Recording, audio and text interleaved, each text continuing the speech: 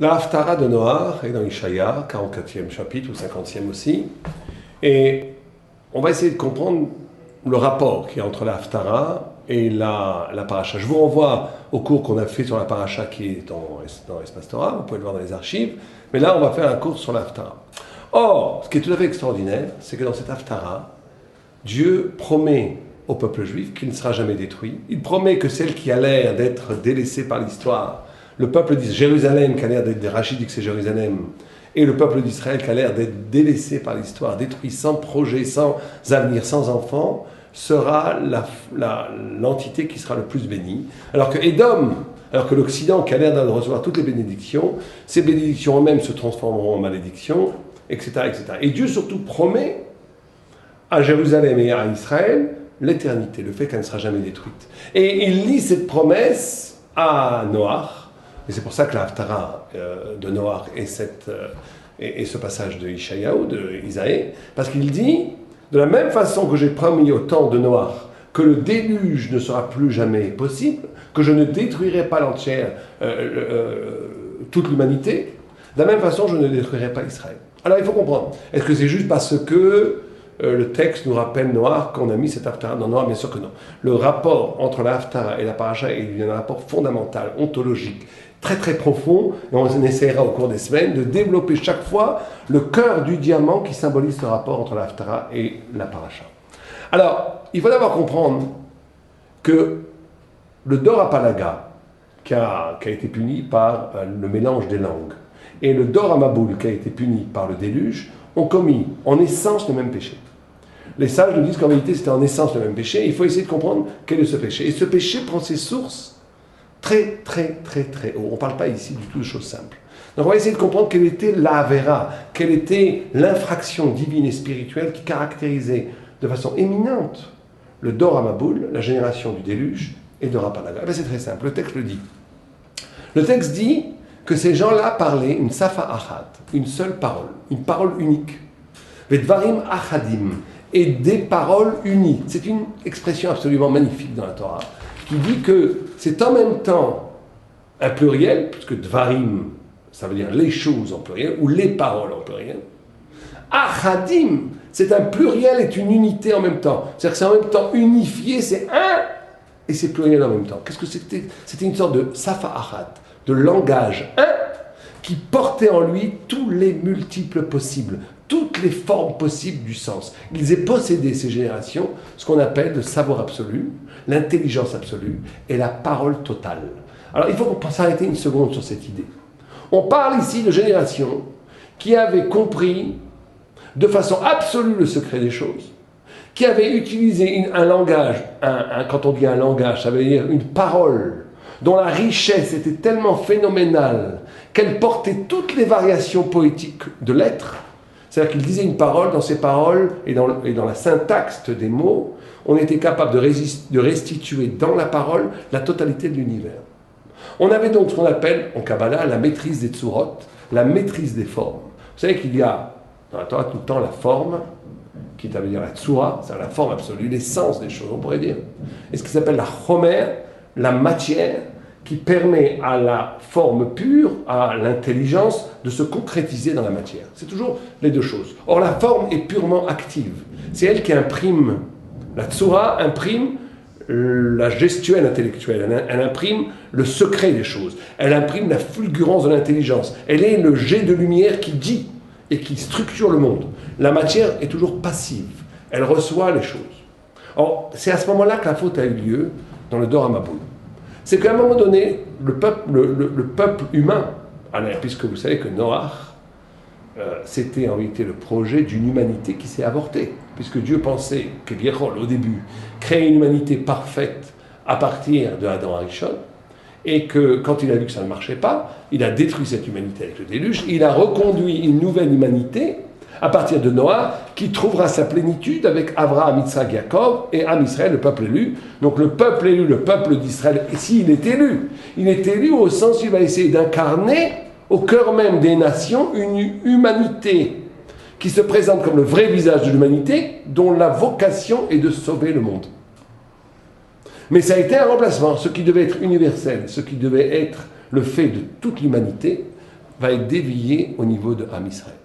Alors, la faute, on revient à cette faute. La faute, c'est que justement, s'ils sont tombés, le Dor HaPalaga, et s'ils sont tombés, la génération du déluge, c'est justement parce qu'ils sont arrivés à un tel niveau de maîtrise du sens, de maîtrise de la parole, qu'ils sont devenus une forme pure. Or, le grand secret, et ça il faut bien comprendre, le grand secret, c'est qu'on est tous de la matière. Ça veut dire quoi qu'on est tous de la matière? Ça veut dire qu'on est tous en vérité de la pâte à modeler dans les mains de Dieu. Que même quand je réalise quelque chose, même quand je produis quelque chose qui paraît tout à fait singulier, même quand je suis capable de réaliser une œuvre exceptionnelle, l'intelligence juive, la Torah nous enseigne que tout ce que je fais, je ne le dois qu'à Dieu, Bezrat Hashem. Et donc, en vérité, quand je comprends cela, je suis dans une position où je suis passif. Je ne suis que le résultat d'un écho divin qui est infiniment plus grand que moi. Et quand je crois que c'est moi qui fais les choses, quand je crois que ma réussite, aussi bien matérielle, spirituelle ou sociale, m'est due grâce à mon mérite, je suis dans l'idiotie totale. Dans la mesure où je ne suis toujours que le produit d'une volonté qui me dépasse la volonté de Dieu. Et le Dor HaPalaga et le Dor HaMabul, la génération de la tour de Babel et la génération du déluge, ont commis cette faute, c'est qu'ils se sont divinisés eux-mêmes. Et c'est pour ça qu'on dit qu'ils faisaient de l'Avodah Zarah, de l'idolâtrie, et qu'ils volaient. On va expliquer. Ils volaient chacun l'autre. Pourquoi ils faisaient de l'idolâtrie? Parce que vous savez que le secret de l'idolâtrie, c'est toujours, en vérité, un idolâtre, si c'est un vrai idolâtre, celui qui l'admire au plus profond, c'est lui-même. C'est l'expérience spirituelle elle-même qui est glorifiée. C'est l'expérience mystique de la fusion avec la transcendance et la jouissance d'être en extase qui est recherchée par l'idolâtre. C'est pour ça qu'il faut très faire attention à la Torah. Dans la Torah, on n'est pas des jouisseurs mystiques. On n'utilise pas la Torah pour se sentir mieux dans sa peau. On n'utilise pas la Torah pour vivre de grandes expériences spirituelles. On n'est pas dans le New Age ou dans l'idolâtrie qui utilise en vérité les forces spirituelles pour essayer d'organiser son psychisme, pour être plus équilibré, pour s'élever, pour se sentir, quand on a dit high, pour se sentir haut, comme si on utilisait des drogues spirituelles pour se sentir élevé. Ça, c'est aucun rapport avec la Torah. Ça, c'est l'idolâtrie. L'idolâtre, à un moment donné, confond toujours son propre extase avec la divinité à qui il rend hommage. L'idolâtre utilise l'idole pour en vérité se rendre lui-même divin, pour se rendre lui-même éternel, pour se rendre lui-même absolu, pour rendre le lieu de sa propre présence. En vérité, il cherche la puissance spirituelle. C'est ça l'idolâtre. C'est le contraire de la Torah. La Torah, c'est l'humilité, c'est le désintéressement, c'est le fait que je participe de quelque chose qui me dépasse complètement. C'est ce que j'appellerais la passivité, l'activité radicale. Ce qui se passe avec la Dor HaMabul et la génération du déluge et la génération du Mabul, c'est qu'on est dans une génération qui pose comme absolue l'existence d'eux-mêmes. Mais ils arrivent à un niveau où les formes sacrées du savoir, où les formes absolues de l'intelligence sont non seulement comprises par eux, mais sont incarnées dans l'existence. C'est pour ça qu'ils font de l'idolâtrie, et c'est pour ça qu'ils volent. Parce que quand quelqu'un a la connaissance absolue de tout, rien ne lui est étranger. Et donc ce qui est à toi est aussi à moi. C'est pour ça qu'ils se volaient l'un l'autre. Ils se volaient l'un l'autre parce qu'en vérité, il n'y a pas. Ils se volaient leurs femmes entre eux. Ils se volaient leurs objets entre eux. Pourquoi? Parce qu'ils disaient, mais moi je suis absolu. Je peux te remplacer. C'était pas des petits, c'était pas des petits bourgeois. C'était des gens qui étaient capables d'incarner un absolu. Chacun était un humain absolu. Donc chacun se sentait capable de donner du bonheur à toutes les femmes. Donc ils volaient toutes les femmes. Chacun se sentait concerné par n'importe quel lieu. Donc ils volaient les châteaux, les villas de chacun. Chaque objet, ça pouvait être à eux. Ils étaient dans le domaine de l'absolu. Ils sont arrivés donc à une humanité anti-divine, tellement loin qu'ils sont devenus eux-mêmes, ils se sont pris eux-mêmes pour des petits dieux. Et Dieu les a effacés avec l'eau. Il les a effacés avec l'eau. Or l'eau, toujours dans la Torah, symbolise la matière. L'eau n'a pas de forme. L'eau n'a pas aucune forme. L'eau est de la matière pure. L'eau peut prendre toutes les formes qu'on veut. L'eau est la matière. Si on voulait donner une image de ce qu'on appelle le chomer, la matière, ben, il faudrait prendre l'eau. Puisque l'eau a toutes les puissances possibles de toutes les formes. Quand je dis l'eau à l'état brut, elle peut prendre toutes les formes. Elle est riche, infiniment riche, de toutes les formes potentielles possibles. Or Dieu prend l'eau, la matière primitive, et nettoie le monde, détruit le monde avec ça. Pourquoi il détruit le monde avec ça? Parce que justement, c'est la punition par où ils ont péché, il faut bien comprendre. Ils ont péché par la matière, ils ont péché, excusez-moi, par la forme absolue. Ils n'ont pas voulu se voir comme matière, c'est-à-dire comme être passif, qui est toujours redevable à un geste infiniment plus haut que Dieu, le geste créateur de Dieu. Ils n'ont pas voulu se voir comme des êtres créés, mais ils se sont voulu se voir comme des créateurs à l'égal de Dieu. Et bien Dieu prend l'eau, qui est le symbole de la matière, de la passivité, du fait qu'il y a toujours quelqu'un de supérieur qui marque la forme, et il a détruit le monde avec ça. Et c'est pareil, parce que les deux punitions sont les mêmes, avec Dorapalaga. Dorapalaga, il a mélangé les langues. Il y avait une seule langue, et on a dit cette langue, c'était l'expression du savoir absolu. Une seule langue, Dvarim Achadim, où la pluralité était contenue dans l'unité. Cette langue-là a explosé en 70 langues, et c'est justement maintenant, et regardez comme c'est extraordinaire. Le Maharal nous dit, c'est parce que la langue est devenue multiple, que le lieu de cette forme absolue maintenant est inaccessible. La langue elle-même, puisqu'elle est double, elle est triple, elle est quadruple, il y en a 70, maintenant on ne peut plus avoir incarner la forme absolue. On est toujours à la recherche de l'absolu. Et donc ce multiple des langues signifie et fait passer à l'homme que maintenant le lieu de l'absolu, il sera toujours à chercher, il sera toujours à revendiquer, il faudra toujours rechercher l'absolu. On ne pourra plus l'incarner. Il n'y a que Dieu qui est absolu. Il n'y a que Dieu qui est absolu. Nous, on pourra simplement essayer de chercher cet absolu, mais on ne pourra jamais l'incarner de façon absolue. C'est la punition du Dorapalaga, qui est exactement la même punition du Dorababoul. C'est le même effaçage. C'est l'effacement d'une dimension d'un homme qui voudrait se prendre pour Dieu. Alors l'effacement du déluge, il est radical, on détruit l'humanité, et l'effacement de la multiplication des langues de Dorapalaga, c'est un effacement où la langue absolue disparaît. Cette langue absolue était une langue qui était capable de convoquer l'absolu ici sur Terre, à l'égal presque de l'intelligence divine, et donc on pouvait à un moment donné se prendre pour Dieu. Ça aussi, ça a explosé en 70, ce qui fait que maintenant ça devient relatif. Il y a 70 langues, donc il y a 70 aspects. Shivim Panim la Torah, il y a 70 façons de voir le monde. Ces 70 façons de voir le monde rendent chaque façon de voir le monde relatif, et donc l'absolu est toujours à venir, toujours à rechercher, toujours à retrouver.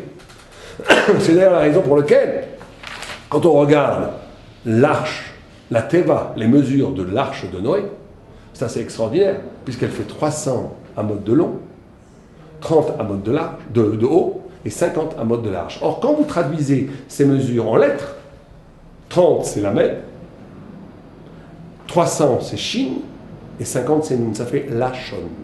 Lachon, ça veut dire la langue, la parole. Or, la parole, qu'est-ce qu'elle produit? Quand je dis des paroles, qu'est-ce que je produis? Je produis des tevot. Des tevot en hébreu, ça veut dire aussi bien des mots. Le synonyme de mots, ça veut dire aussi des arches. Regardez comment le remez est extraordinaire. Ça veut dire que la parole, et c'est ça le secret de la parole, c'est que la parole, elle a la capacité, comme l'arche de Noé pouvait contenir toute l'humanité, tout le monde pose la question, comment c'est possible que 150 mètres sur 15 mètres de haut et sur 25 mètres de large à peu près, peut contenir toute la faune animale? C'est impossible. Ben oui, c'est impossible. Mais en réalité, qu'est-ce qui est possible? C'est que Dieu a recréé, Dieu aurait pu faire tenir l'humanité entière dans une boîte d'allumettes. Comme on sait aujourd'hui qu'il y a la relativité du temps, eh bien il y a aussi la relativité de l'espace. Dieu a reconduit Brit, l'alliance, qui a la même racine que Briat, que création. Dieu a reconduit un espace spécifique dans lequel il pouvait mettre ce qu'il voulait. Et c'est-à-dire que, regardez l'allusion comme elle est magnifique, la langue, le mot, les tévot, l'arche et les mots qui sortent du lachon, qui sont les mesures de l'arche de Noé, sont la capacité dans un ou deux mots, je peux mettre tout l'univers. En une phrase, je peux porter tout le sens du monde. L'essence même de la parole, c'est qu'elle a la capacité de porter plus que ce qu'elle dit. De la même façon que l'arche pouvait contenir plus que ce que les mesures physiques pouvaient contenir, de la même façon, la parole inspirée, la vraie parole, peut contenir plus que ce qu'elle dit. Une vraie parole, si c'est une vraie parole de Torah, le locuteur, celui qui l'a dit, il l'a dit, mais il dit infiniment plus de choses que ce qu'il croit dire. Lui, il croit qu'il dit 1, 2, 3, en vérité, les autres, on va entendre 4, 5, 6. Et le troisième va entendre 6, 7, 8. C'est-à-dire que la parole est infiniment riche. Mais cette parole, comme justement maintenant, regardez le paradoxe extraordinaire, comme la parole absolue qui s'appelle Safa Echad Bedorim Achadim a disparu, elle a explosé en 70 langues, et que maintenant, et que cette explosion, c'est une protection spirituelle pour empêcher l'homme de créer un lieu qui se prendrait pour Dieu, pour l'absolu. Et que donc, mais comme la parole est à la recherche de l'infini et de cet absolu, la parole elle-même va être infiniment riche. Elle ne pourra jamais restituer l'absolu, de façon absolue, mais elle pourra toujours le signifier. C'est pour ça qu'elle est toujours plus riche que ce qu'elle dit. Elle est toujours à dépasser. Parce que la parole est toujours ce pont entre la limitation de l'absolu qui est perdue à partir du Dora Palaga et du déluge, mais une recherche effrénée, inassouvie de l'absolu. C'est pour ça que la parole est infiniment plus riche que ce qu'elle dit toujours. C'est-à-dire ce négatif a produit un plus. Le fait que la parole, maintenant, n'est plus le lieu absolu de l'absolu, mais plus que le lieu de la recherche de l'absolu, eh bien ça va toujours plus haut, toujours plus haut, toujours plus haut. Il y a toujours plus. On peut réétudier 100 fois la même chose, il y aura toujours quelque chose de plus. Alors regardez comment c'est lié à l'Haftarah. Ça c'est assez extraordinaire. Donc on a dit, la faute du Dora Palaga et du Dora Maboul, c'est d'avoir justement érigé la forme, c'est-à-dire le sens de l'intelligence absolue, en absolu, et c'est octroyer à soi-même des puissances, des forces presque divines, où je serais moi, c'est moi qui générerai, c'est moi qui suis le géniteur du sens, géniteur de la vérité, c'est moi qui suis générateur de l'absolu et que j'oublie Dieu. C'est pour ça que dans les deux Dora Maboul et Dora Palaga, ils ont voulu combattre Dieu, se couper de Dieu. Pourquoi ? Parce que le Dieu de l'absolu, il est ici, il n'y a pas besoin du bon Dieu. Pourquoi ? Parce que j'ai les formes, et parce que j'ai cette puissance de la parole absolue. Et donc je ne me vois plus comme matière passive, je me vois que comme hyperactif, celui qui crée tout. L'existence précède l'essence. C'est par mon existence que je crée de l'essence. Il n'y a pas d'essence avant moi. Je suis le lieu de l'absolu, je suis le lieu de l'essence. C'est ce que pensaient beaucoup de philosophes, d'ailleurs, qui ont reconduit la faute de Dora Palaga ou la faute de la génération du déluge. L'existence précède l'essence, c'est ça que ça veut dire. C'est à partir de mon existence, je crée l'essence. L'essence est le lieu même de l'homme, est le lieu de l'essence. Il n'y a rien avant moi. C'est une horreur de penser comme ça en vérité. Il n'y a rien avant moi, je suis le lieu de l'absolu. Dieu vient, amène de l'eau, il nettoie tout ça. La forme, la passivité, la matière absolue gomme la forme absolue.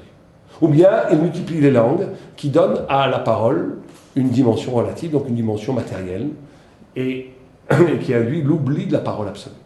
Très bien. Alors quel rapport avec notre paracha, notre Haftarah ? Ou notre Haftarah, Dieu dit à un peuple juif, je ne vous oublierai pas, comme l'aimé de Noah. Ben, c'est très simple. C'est qu'en vérité, il faut bien comprendre que Abraham Avinu, notre père, lui faisait pas partie du Dora Palaga. Et donc lui, la malédiction de la multiplication des langues n'est pas tombée sur Abraham. D'un autre côté, Abraham est le fils de Noah, bien entendu, comme toute l'humanité. Donc il est dans un espace qui a échappé à la malédiction des eaux du déluge. Et en plus, il est dans un espace où le mélange des langues n'a jamais eu lieu. En d'autres termes, Am Israël est le peuple qui possède encore aujourd'hui le secret de cette parole absolue qui s'appelle Safa Achad, une parole, Varim Achadim, et un multiple uni dans l'unicité. Intraduisible, Varim Achadim. Varim veut dire un pluriel, Achadim veut dire une unité qui est elle-même au pluriel. Une unité au pluriel, c'est-à-dire qu'il faut imaginer une intelligence qui est capable de dire une seule chose, mais que cette seule chose ne gomme pas la multitude d'irréels. Imaginez ce que ça veut dire comme parole. Je décris quelque chose, en décrivant c'est quelque chose, je vais au cœur même du secret de la chose, qui est unique comme sa signature identitaire du secret. C'est l'union, c'est le cœur absolu du diamant de la vérité, et pourtant ce cœur du diamant qui est un s'illumine de milliers de facettes et qui ne contredit pas l'unité. Le multiple et l'unité n'est pas contredit. Une intelligence vertigineuse, perdue par l'humanité, mais pas perdue pour Israël. Et ce lieu de l'absolu qui s'incarne dans l'existence, parce que c'est ça la différence entre la parole qui essaie de chercher l'absolu hors de l'existence et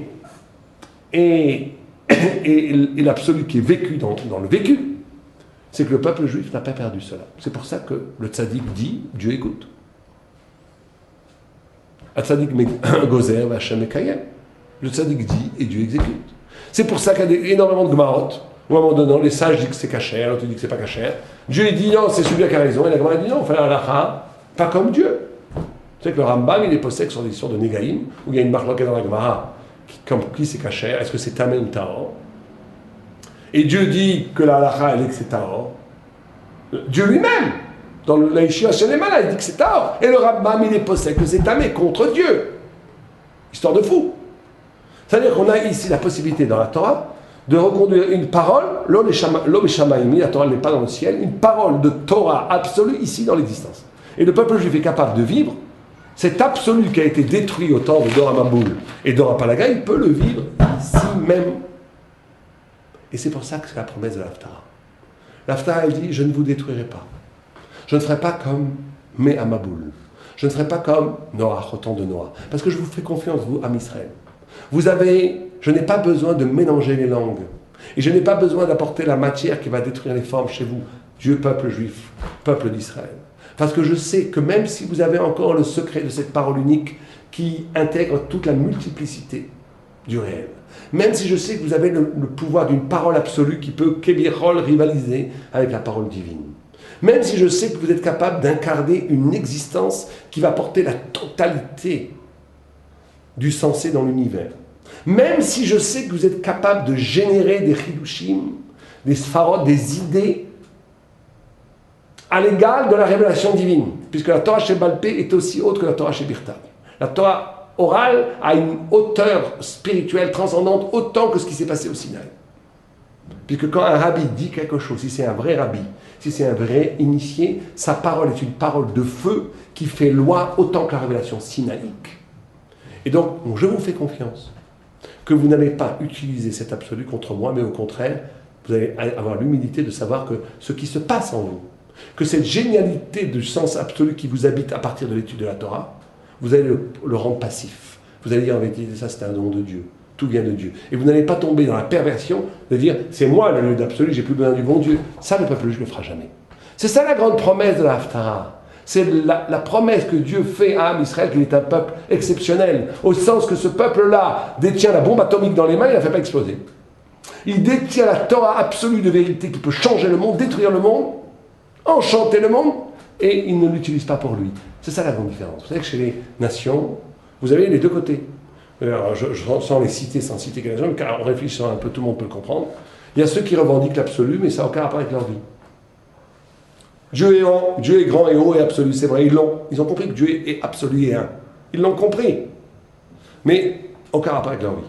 Aucun rapport avec leur vie. Leur vie est une vie simple, qui n'a pas une vie qui est capable de rendre l'instant absolu. Aucun rapport. Donc Dieu est en haut. Dieu est en haut, il est un, il est éternel, et c'est très bien. Au point que Dieu est en haut qu'on ne peut même pas prier dans ces sortes de... on ne peut même pas prier pour changer les choses. Vous savez que dans l'islam, c'est interdit de prier pour changer les choses. Que Dieu est absolu. Et il sait déjà ce que tu as besoin, donc tu n'as pas besoin de prier. Donc Dieu est en haut, nous on est en bas. Très bien. Pour un non-juif, c'est peut-être la meilleure chose. On a une autre, l'Occident, c'est exactement le contraire. L'Occident, c'est de rendre la génialité humaine absolue. Tout le monde comprend. Tout celui qui connaît un peu la culture occidentale, aussi bien en peinture, en musique qu'en philosophie ou en littérature, tout ceux qui connaissent un tout petit peu la mentalité occidentale dans la culture, dans la poésie et dans tout ce qui est iconographie, dans tout ce qui est peinture ou même cinéma, c'est la tentation totale et constante. C'est de rendre l'instant, de rendre l'humain, de rendre la puissance génératrice, la puissance créatrice de l'homme absolu. De remplacer Dieu par l'homme, on va dire ça les choses simplement. C'est pas un hasard si le Dieu de l'Occident est un homme. C'est véritablement la volonté de placer l'absolu dans l'homme, un peu comme Dora Palaga.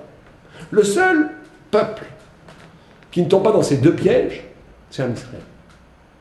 Puisque Am Israël convoque, respecte l'absolue transcendance de Dieu, mais il arrive à rendre son existence lui-même absolue, plus formalité que n'importe quelle pratique artistique. Les Tosfot, Rashi ont créé des Sfarot, tous les rabbinim de tous les temps ont généré des idées tellement puissantes et tellement personnelles, et tellement liées à l'intimité de leur âme. Ils ont créé des concepts dont la hauteur spirituelle, poétique, artistique est infinie. Et pourtant, au plus proche d'eux-mêmes, au plus proche de leur génialité, ils ont reconnu que ce n'était pas vraiment eux, que c'était un don de Dieu. Les deux en même temps, être actif et passif en même temps. C'est ça être juif. Être en même temps moi-même, et plus je suis moi-même, plus en vérité je comprends que ce moi-même est une structure, la structure de mon psychisme est une structure ouverte vers l'infini, que ça n'a aucun rapport avec l'ego, avec moi. Mais qu'en même temps, plus je suis proche de Dieu, plus je deviens moi-même. C'est ça le grand secret, les deux en même temps. C'est pour ça que le peuple juif est né en traversant la mer Rouge, et on dit que quand la mer Rouge s'est arrêtée, vous comprenez, quand la mer Rouge est devenue une mer qui s'est arrêtée, ça veut dire quoi symboliquement? Ça veut dire ce qu'on vient de dire maintenant. Ça veut dire que la matière qui est l'eau est devenue une forme. La matière, la passivité est devenue une forme. Vous comprenez? Ça veut dire que la matière elle-même, l'existence elle-même, la vie elle-même est devenue la forme absolue du sens. Il n'y a plus de différence. Chez le peuple d'Israël, il n'y a plus de différence entre la matière et la forme, entre la vie et la vérité, entre l'existence et le sens. Tout fait un. Tout fait un. Parce que tout fait un, dans ce passif-actif attitude, on est dans une relation avec Dieu indéfinissable, infinie. Puisque plus je deviens moi-même, plus je suis proche de Dieu. Et plus je suis proche de Dieu et j'abandonne mon ego et la crispation identitaire de moi-même, plus je redeviens moi-même. C'est ça qui est extraordinaire. Puisque je suis dans cette double relation où plus je suis performant dans l'élaboration de formes de l'intelligence absolue, du savoir qu'est l'étude de la Torah, qu'est la pratique des mitzvot, plus je comprends que c'est pas moi. Et plus je comprends que c'est pas moi, plus ça devient moi. Et plus ça devient moi, plus je comprends que c'est pas moi. Et donc c'est une sorte de valse avec la transcendance qui fait que Am Israël devient le peuple éternel lié à la Torah. Et c'est pour ça que Dieu dit en Haftarah, n'ayez pas peur, jamais je vous détruirai, comme les eaux de Noach. Comme j'ai promis que les eaux de Noach ne reviendront pas détruire le monde, vous ne serez jamais détruits. Je vous promets que vous ne serez jamais détruits. C'est le message de confiance et d'amour que Dieu fait à Am Israël. Alevay Aleinu. Shabbat Shalom.